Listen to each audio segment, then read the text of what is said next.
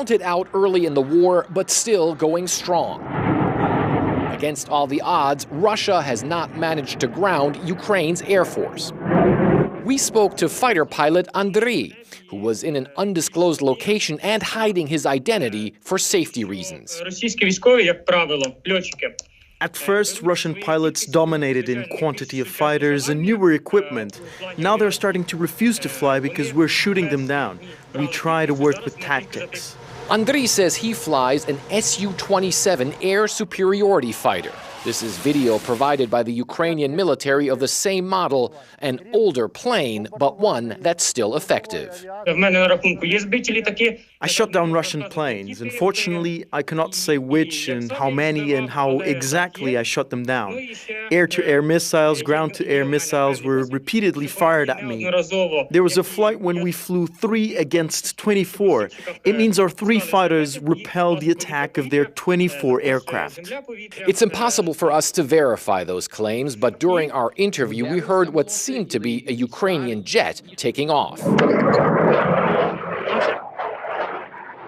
Andriy says the U.S. helped teach him and his fellow airmen how to beat the Russians. We have our tactics. We conducted the Clear Sky exercise with our American friends. We now are using some of the tactics we learned from the Americans. The U.S. and its allies initially believed Russia would own the skies over Ukraine just days after their invasion. But the spokesman for Ukraine's Air Force says they were ready. We've been preparing for this scenario for 8 years. It cannot be said that our military did not think this would not happen. We've destroyed 100 aircraft and 123 helicopters already. A lot of Russian aircraft have been taken down by shoulder-launched missiles supplied by Western allies.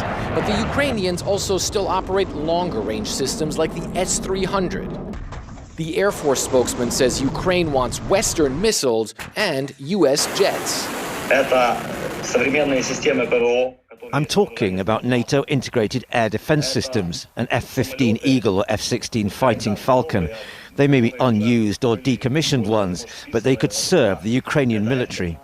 For Andriy, the battle for the skies over Ukraine is personal. Both his mother and his wife are helping in the effort to fend off the Russians, he says, and that he too is willing to sacrifice.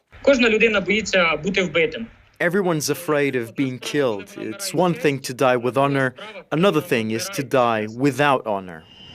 The U.S. has said Ukraine's Air Force remains largely intact and combat ready. The battle for the skies, another area where this outgunned nation is persevering against all odds.